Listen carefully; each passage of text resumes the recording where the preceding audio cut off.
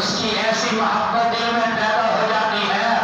جانور کو بندہ ذبح نہیں کر سکتا اپنے ہاتھ سے، اور ذبح کے وقت میں نے لوگوں کو دیکھا ہے، ذبح کا وقت آ جاتا ہے وہ کھڑے ہو کر جانور کو ذبح ہوتے ہوئے نہیں دیکھ سکتے ہیں، چل جائے کہ اپنے معصوم اور اکلوتے بیٹے کو جنگل میں لا کر اس کے گلے پر چھری چلانا،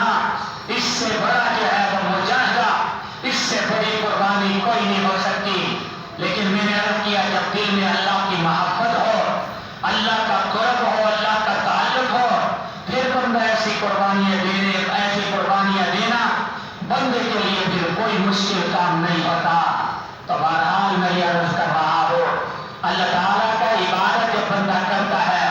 عبادت کے ذریعے سے اللہ کا تعلق پیدا ہوتا ہے، اللہ کا قرب ملتا ہے،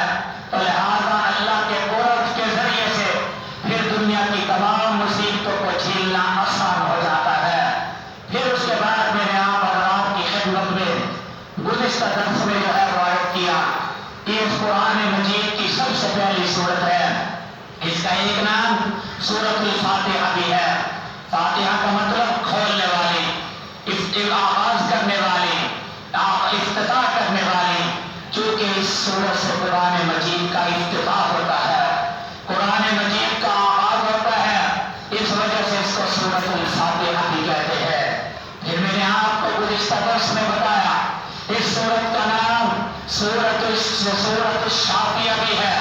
سورۃ الشفاء بھی ہے، تمام بیماریوں کی، روحانی اور جسمانی بیماریوں کی شفا اس سورت میں موجود ہے۔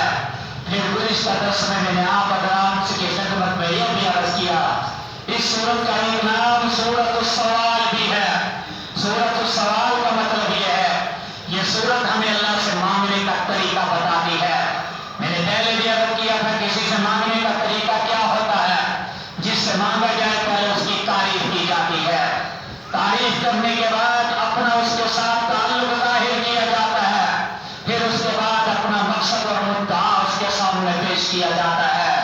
اس صورت میں بندہ پہلے اللہ تعالیٰ کی تعریف